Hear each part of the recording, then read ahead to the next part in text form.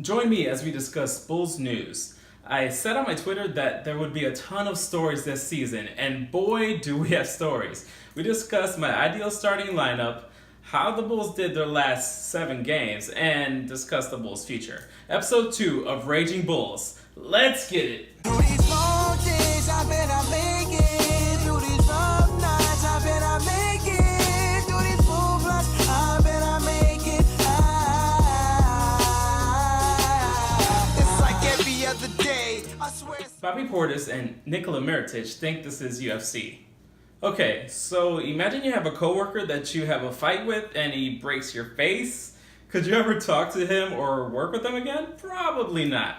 It's sad because the Bulls were already in turmoil with injuries to Dunn and Levine, and now you add Mirotic, who was a starter, and Portis, who was a solid rotation player, who are now also gone for a certain amount of time. On the bright side, we get to see Markkanen more, and that's always the good news. Apparently, Mirotic doesn't want to play with Portis anymore and is open to being traded, so it'll be interesting to see who the Bulls trade. Recent news has Mirotic opting out of facial surgery, meaning he won't be returning anytime soon. Could he be avoiding surgery for a lawsuit? Possibly, I don't know. The Bulls apparently picked up options on Dunn, Valentine, Payne, Grant, and Portis. This leads me to believe that the Bulls are thinking of moving Mirotic, and he's as good as gone, which is probably the better move, seeing as Mirotic is the better trading chip. My other question here is, why are we picking up Payne? It makes no sense whatsoever. We have at least 5 point guards who are better than he is. He's not even better than Dunn, Grant, Felder, or even Blakeney and Arcidiacono. So what is the purpose of this signing? When is he gonna play? Ben Gordon comes back to play for the Bulls organization. Man, I'm a huge Ben Gordon fan. Just having him back in the organization, even if it's in the G League, gives me hope that we'll someday have him back in a Bulls jersey. All those times a man tore it up for the Bulls while he was here was incredible. I heard that he was hospitalized for psychiatric evaluation. That's unfortunate. I wonder how that'll affect his comeback. Yep, I just called it a comeback. Bulls pick up Kay Felder from the Cavs. From what I've seen, Felder has looked pretty decent so far. He recently came off of his best game versus the Cavs with 13 points off the bench, which is where he would be great. Coming off the bench as a second or third option at point guard. Is he better than Jerian Grant? I don't know, but that remains to be seen. If it becomes about an even playing field at some point, I would still take Grant as a backup to Dunn because of his height.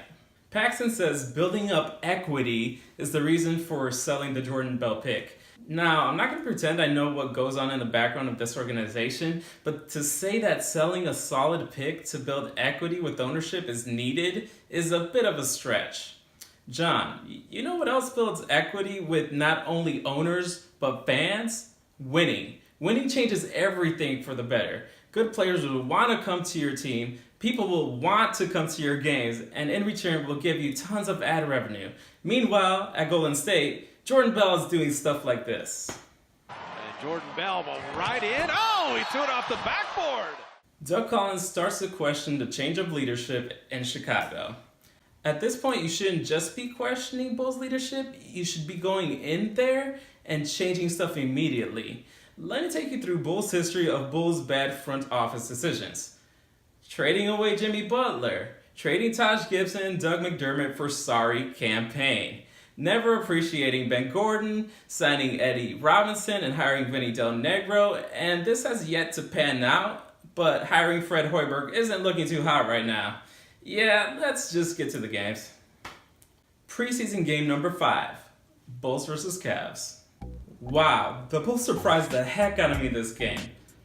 Many said it was because the return of LeBron to the lineup messed up the chemistry, but I think it's just because the Bulls played a decent game. When the Bulls move the ball around and are shooting on all cylinders like I know they can, they play really well. Justin Holiday really showcased his talents in this game with 28 points and cemented what I thought were really starters minutes. Markkanen and Valentine also had great games with 18 and 14 points respectively. Markkanen really showed athleticism with that fadeaway and a couple of dunks.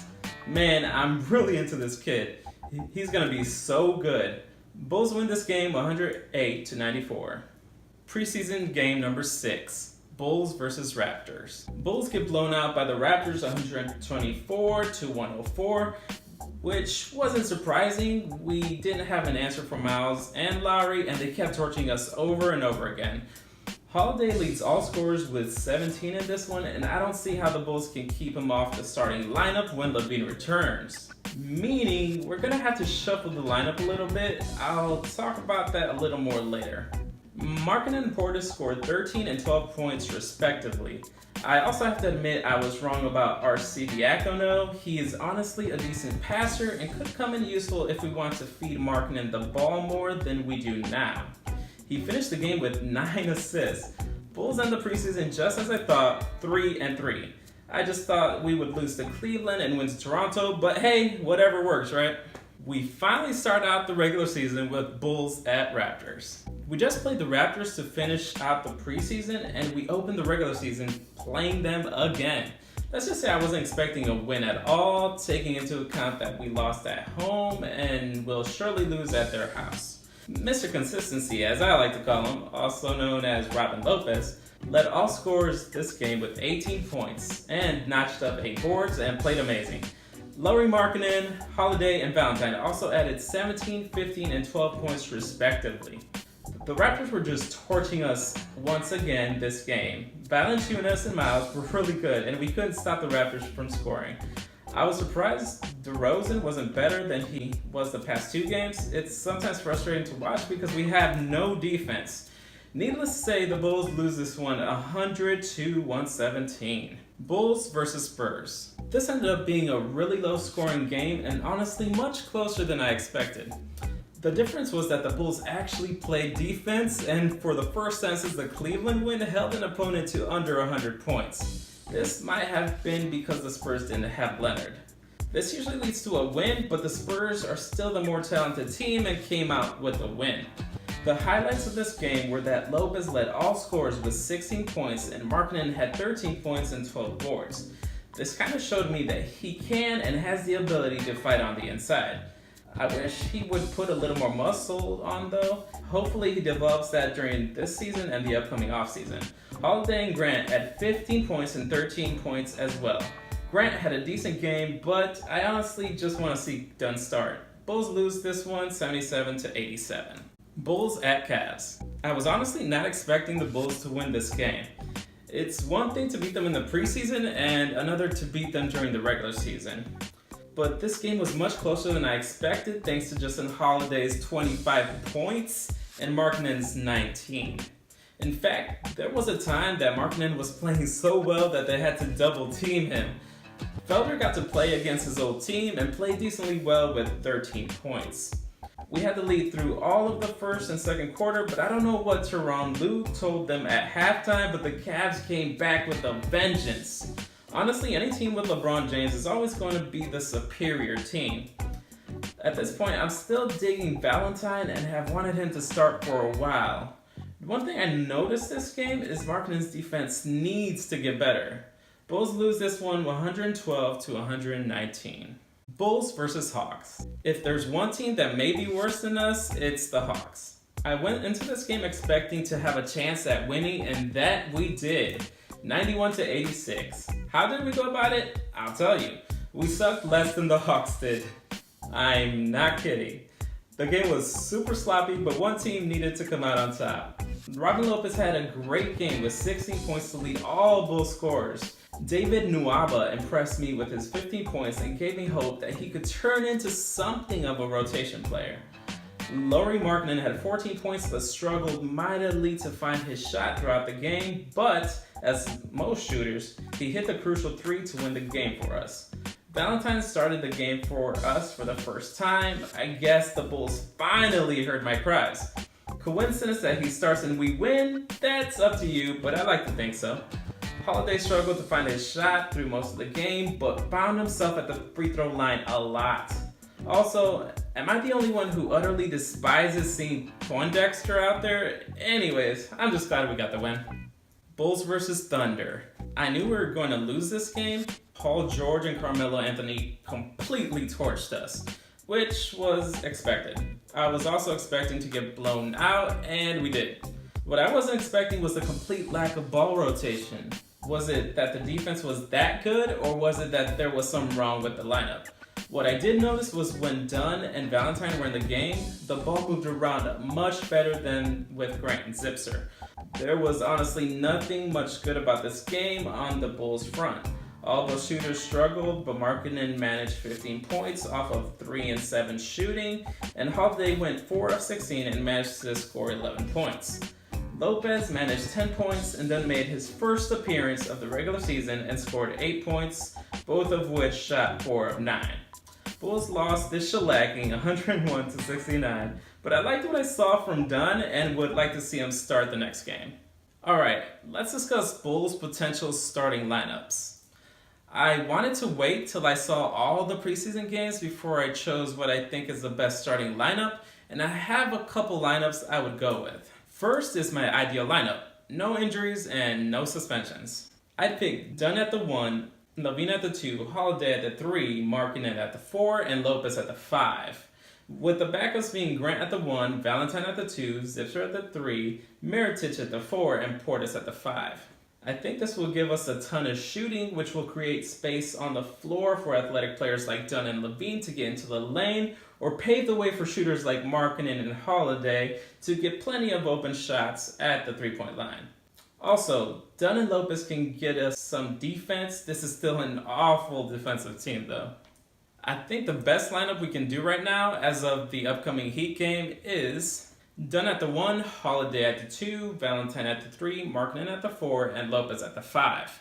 About the same thing as the first lineup, but gives us a slight downgrade at the 2 and 3 positions. My backup would be Felder at the 1, Grant at the 2, Nwaba at the 3, Zipser at the 4, and Felicia at the 5. This would be a much smaller lineup, but man, we're more depleted than I thought. And yes, I've seen enough of Jerry Grant as a starter, as you can see from my picks. Guys, the future of our Bulls is looking pretty bright. Hang in there. I believe with the addition of Markkanen, if LaVine pans out, if players like Valentine, Dunn, and Holiday or Portis can develop into solid players, and if we get Michael Porter Jr. in the next draft, we'll make the playoffs in a couple years and have a legitimate shot to win a title in the next 4 to 5 years. There are a couple rotation players that I think won't be around the Bulls organization for too long, and those are Mirotic, Portis, and Lopez. These guys would make decent trading chips, and I wouldn't mind making a move for either David Lee, Roy Hibbert, or Spencer Hawes. They're all solid forward and center free agent options for 2017, but are older than Lopez. Either way, if it's a better contract, I wouldn't mind taking it. Free agency in 2018 and 2019 will be even better with tons of good players available. We'll cross that bridge when we come to it, though. There's also an interest in Jahlil Okafor for a while, and I think trading either Mirotic or Portis for him would be great as well. Predictions for the next 2 weeks worth of games. There are a few toss-ups here, and that game at Miami is one of them. Though I think that the fact that Miami is playing at home will give them the slight upper edge. Orlando is another team that I didn't think was very good, but they've been playing well lately. We'll be taking a very close L there as well. We play the Pelicans at home. Their record isn't the best, mostly because of the loss of Anthony Davis due to injury. Hopefully they don't adjust with the arrival of Josh Smith. We might get a win in this one.